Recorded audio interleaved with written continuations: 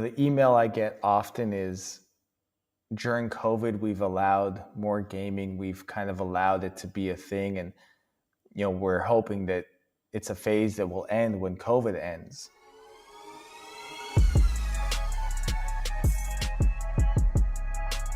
Hi, I'm Delaney Rustin, physician and filmmaker of the Screenagers movies, and this is the Screenagers podcast.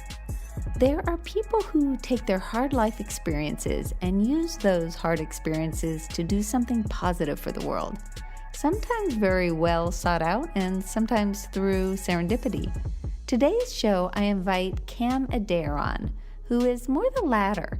He had not planned to start a major movement, but his viral post was the catalyst for his starting Game Quitters, an online platform where thousands of people have come to get help with video game overuse. In fact, so far there have been over 45,000 journal entries of people helping each other build more balanced lives. Cam Adair has been asked to speak in venues across the globe to help kids and parents address video gaming concerns. Now with COVID, I know that is big on everyone's mind, and that's why I thought it was such a great time to have him on the show. Today, Cam first shares his personal story around video gaming, which is very powerful, and then talks about his wealth of insights for youth and parents. Cam really struggled with true gaming addiction, and of course the vast majority of you listening and kids listening, we're not talking about gaming addiction as such in a clinical way, but still there's a lot to learn from his story and his insights. I'm a strong believer in the power of stories to spark discussions and empathy, so consider sharing this episode with any kids in your life. Let's hear from Cam. Growing up, I was a fairly normal Canadian teenager. I went to school, played hockey, and then I would go home and play video games. And I began to experience a lot of bullying when I was about 13 years old. And that bullying really led me to want to escape. I didn't feel safe at school or hockey anymore. And so I went, to games. And gaming really allowed me to escape. In the 9th grade, I kind of was able to make a couple friends, but kind of got in trouble a lot and was acting out a lot. And my parents for grade 10 really didn't want me to go to the same school. I decided to go to a private school. All of these kids had been together since the first grade, and it was just really hard. And so I convinced my parents to let me do online school. The genius in me was I'll let my parents have me at home where I'll be doing schoolwork, but instead I could just play video games. And that's exactly what happened. On the first day, both my parents were at work, and I sat down at the table being okay, I should, do some schoolwork for a couple hours. Before I do that, I'm just gonna go play a game of StarCraft. And then I played a game of StarCraft, and then I played another game, and another game.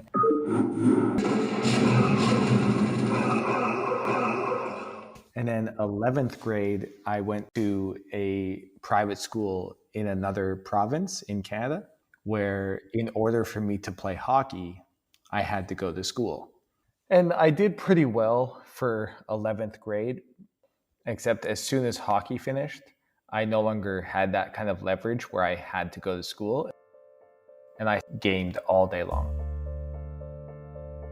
I dropped any class I didn't absolutely have to take, and I did it strategically. I went into my guidance counselor's office on a Monday, and I dropped music. And then on Tuesday, I dropped physical ed. And then on Wednesday, I dropped something else, right? For some reason, I knew how to navigate these sorts of experiences of if I go in and say, I'm gonna drop 3 classes, they're gonna say, no way. But if I do 1 each day, it's harder for them to say no. After high school, Cam was living at home and gaming a lot, all day long. His parents said he really needed to get a job. I got a job at a smoothie shop, but I only lasted maybe 2 weeks, and then kind of made up whatever excuse, the employees framed me and I got fired, something stupid. And then I got a job at Walmart, the night shift. I lasted, about 2 weeks, and then I quit. After Walmart, I applied for another job at a restaurant, And I did get an interview, but then I never went. But I just said I did, and I said I got the job. And then basically every morning, my dad would drop me off at the restaurant where they thought I was a prep cook. And as soon as they drove off, I'd walk across the street and catch the bus back home, sneak in through my window, and just go back to sleep because I had stayed up all night gaming. Both my parents were working at the time, and my mom would get home first around like 2 or 3 p.m. And every day I would be waking up. But my shift would have started at like 7 a.m. So I would have got home around like 1 or 2 p.m. And so I always just said I had a nap after work. And that worked for like 3 weeks until, of course, they're like, yo, where's the paycheck? And I knew that somehow. So I always quit right before that would really be the case. And that way, like any paycheck that came or didn't come, it was never enough money to really be noticeable.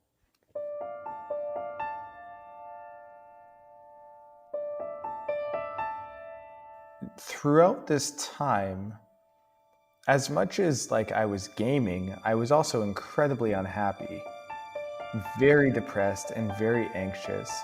And as much as gaming allowed me to escape, it didn't really fix any of my problems. Like as soon as I turn the game off and I look around and my life is still in the same place, it didn't feel so good. Cam started eventually to have thoughts of not wanting to live. Fortunately, he told his dad he needed help. I asked my father to help me find a counselor. Of course, he said yes. And working with this counselor really helped me to begin to turn things around. I asked Cam about how counseling helped. I decided to kind of think about like, why did I play? Like, what was it about games that were so compelling for me? And I realized I played for 4 specific reasons. The first was to escape. The second was to socialize. The third was to feel a sense of measurable progress. And the fourth was to feel a sense of challenge or a sense of purpose. And it's structured that way. Like games provide you all of these things that fulfill your emotional needs in one thing that is also hyper stimulating and you can do for hours and hours and not even really think about it. I found new ways to escape. I found new ways to socialize, new ways to feel progress in my life, and new ways to feel a sense of purpose. And those activities initially just helped me kind of survive without gaming and not feel so bored. Things got better for Cam. He was off games and rebuilding his life, but at one point he got a new roommate named Ben. Ben said he used to play the game StarCraft. And that was the game I used to play. And he said he was going to go out and buy it and we were going to play. And I can still remember, even in this moment, like looking at him in his living room, being like, you know what, actually, I don't want to play. Like, I'm doing better. You know, this is going to destroy my life.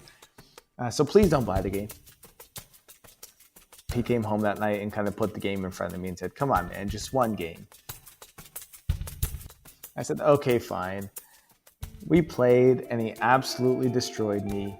So my ego took a hit. And that night I committed to doing whatever it took to ensure he could never beat me again. And the next day I was back to playing 16 hours a day, all day, every day. Even Ben was shocked. He's like, you know, what is going on? Like, what happened to this kid? Cam eventually quit games altogether for good after that time. I asked him if he has urges still to play video games. I do still have cravings sometimes. Not as much anymore, but last year I had cravings all year to play the new World of Warcraft Classic. I still crave it sometimes, but you know, I've learned how to navigate that. And I don't think those cravings ever really go away, honestly.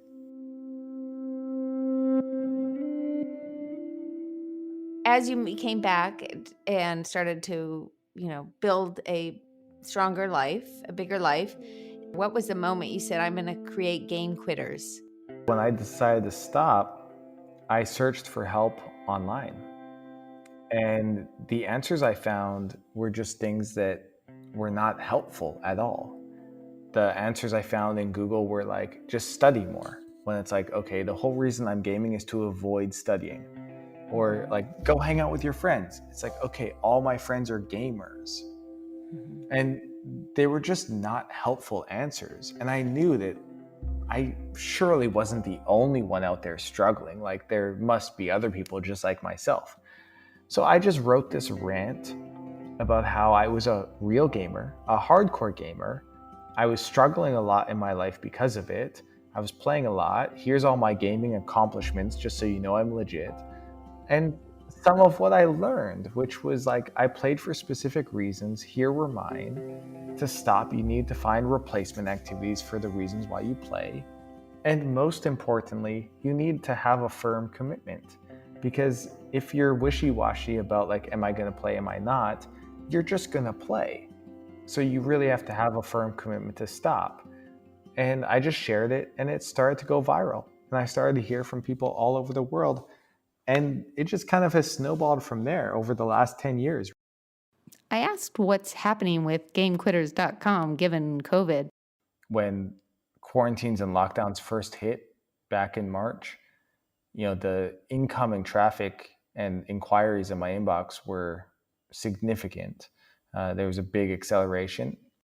The number of people who are experiencing these challenges in their life have grown significantly, and I think will continue to grow.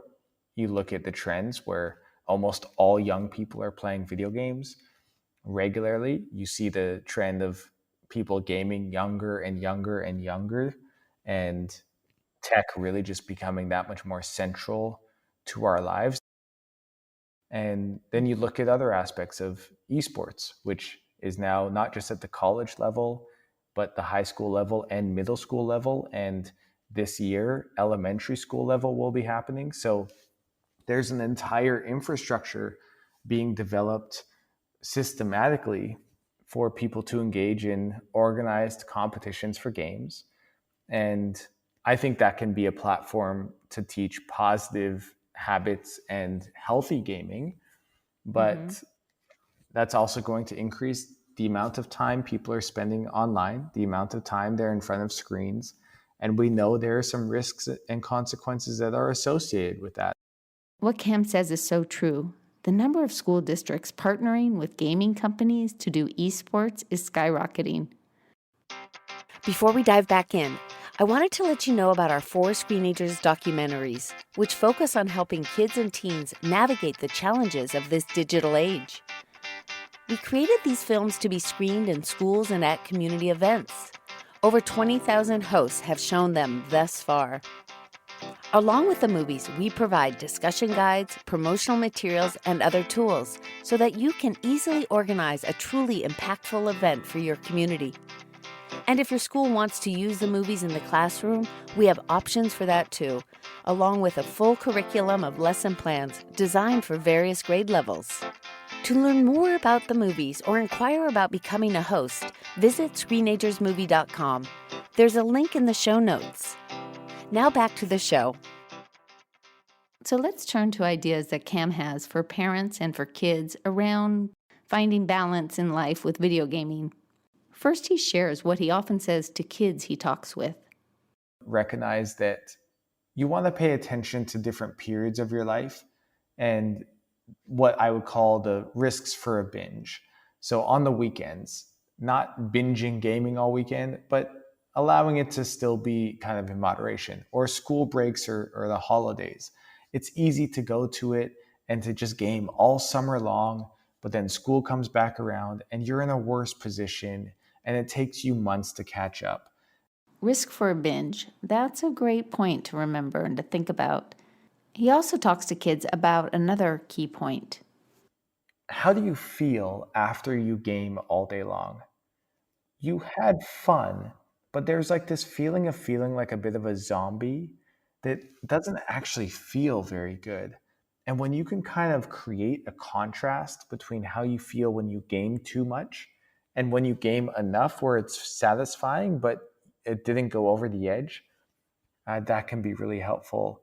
What do you say to those kids and teens who are really having a hard time staying on course in school, staying motivated in school, and yet, they find they're so motivated to do the games? So I think there's a couple things. Sometimes with school, you can reframe it from like, I'm really interested in this classwork to this is sharpening my skills in like being able to be productive, being able to budget my time, being able to do Mhm. hard work, like being able to get things done.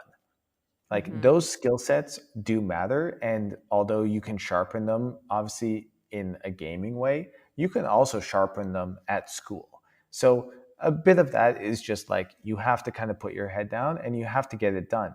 But if you want to have extra time to game or focus on that area, it's probably in your best interest to get schoolwork done as quickly as possible and have those grades be super good and be very efficient with it instead of wasting your time. So I think Mhm. that's one challenge. I think another one is potentially leveraging other opportunities to learn. So if you want to become a professional gamer, you're going to have to learn about business, right? Math Mhm. all of a sudden becomes kind of more exciting because there's a reason you need to know it, which is it will help you with accounting for your business.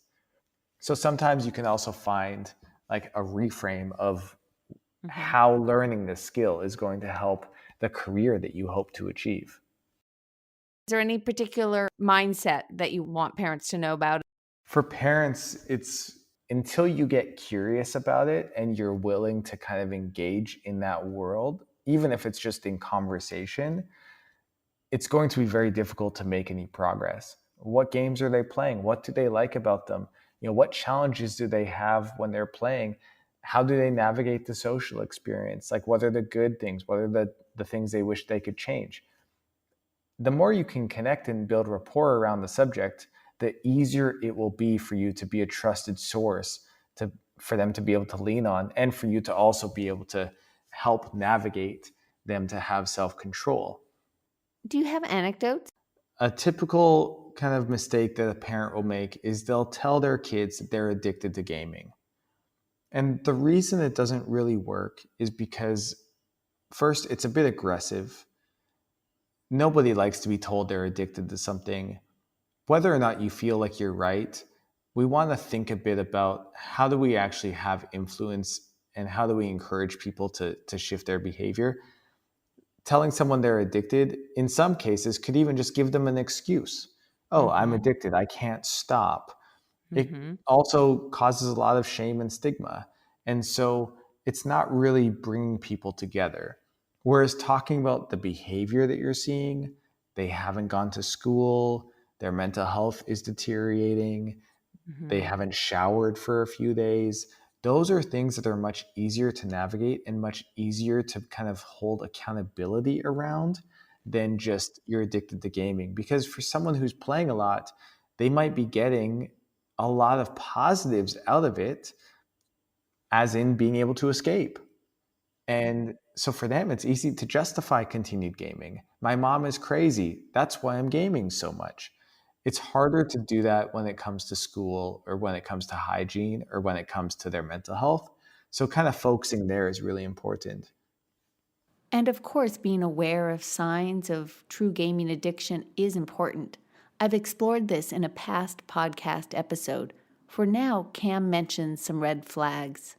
When gaming starts becoming their life, where they're not going to school or they're no longer socializing with the family, or if they're not playing, they're completely irritable and moody and you just can't be around them, that's a big red flag you want to be watching for. So just remember, gaming can be a part of their life, but if it starts to become their life, you might want to take some steps to help keep it from becoming that. Mhm. It's as much the parents getting help and guidance with the teen as opposed to, oh, your kid or your teen's a problem, send them off. Just fix my kid and everything will be okay. Like, I have a huge amount of empathy for parents. This is really tough. It's hard to navigate. It's so clear to me in the work that I've been doing all these years that we need a lot more resources for helping families struggling around these issues, counseling services, family therapy. We also need a lot more out-of-school opportunities, particularly when that's going to be more safe after COVID. A new report by After School Alliance shows what a great need this is. Almost 25 million children do not have access to after-school programs. We're talking 50% of kids. And this unmet need is particularly great in underserved communities, particularly those of Black students, Latinx, and other minority students. It really breaks my heart. And I tell Cam my concerns regarding this.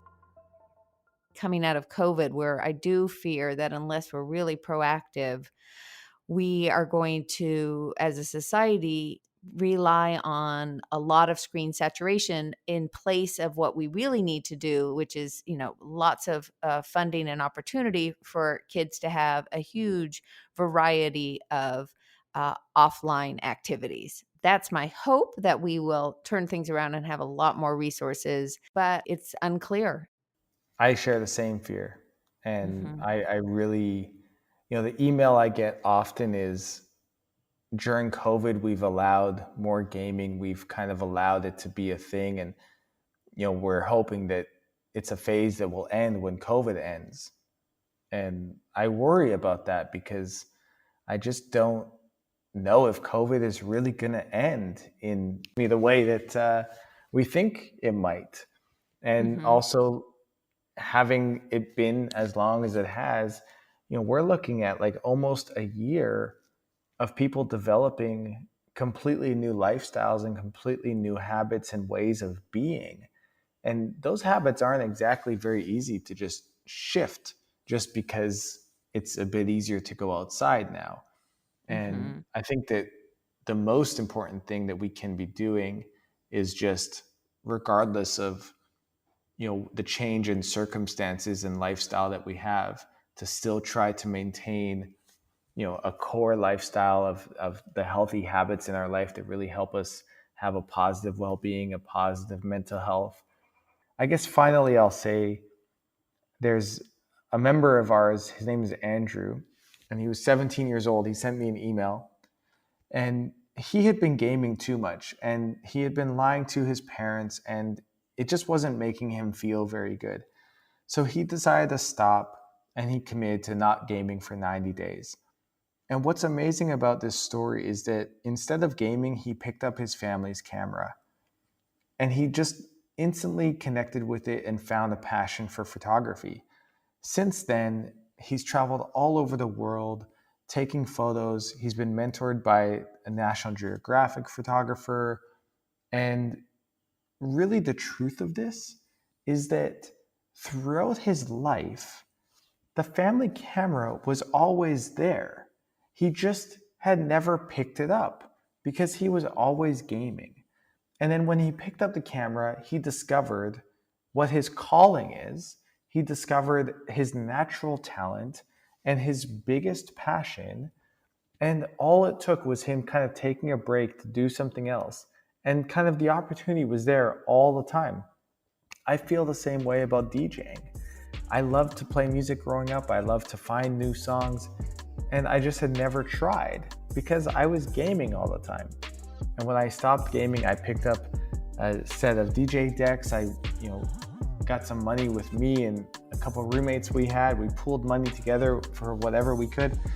And we started to learn and discovered, the passion. I asked Cam for his final advice to parents. Be open-minded about your parenting style and trying new things and being willing to really stay in the marathon, because gaming is something that is going to always be there in some way. And especially if, your kids are having friends and, they're maybe doing online school now, like technology is something you have to navigate. And so just being willing to learn and develop new parenting skills is crucial. This has just been so fabulous talking with you. I can't thank you enough. Yeah, thank you so much. I really appreciate it. What a gift that you chose to tune into the show today. The Screenagers movement is all about doing this work together. Make sure to subscribe to the podcast to get each episode automatically. And the more subscribers, the easier it is for others to find us. And if you give it some stars, that helps even more. Check out ScreenagersMovie.com to get resources for each episode, to learn about our 4 Screenagers movies, and to find my weekly parenting blog, Tech Talk Tuesdays. Curious about a specific topic? Use the search bar to get answers from our many blogs and podcast episodes. Finally, I love hearing from you, so email me at Delaney@ScreenagersMovie.com. What ideas do you have for future episodes? Today's show was produced by the following people: me, your host, Delaney Reston, Lisa Tabb, Rebecca Tolan, and Robbie Carver.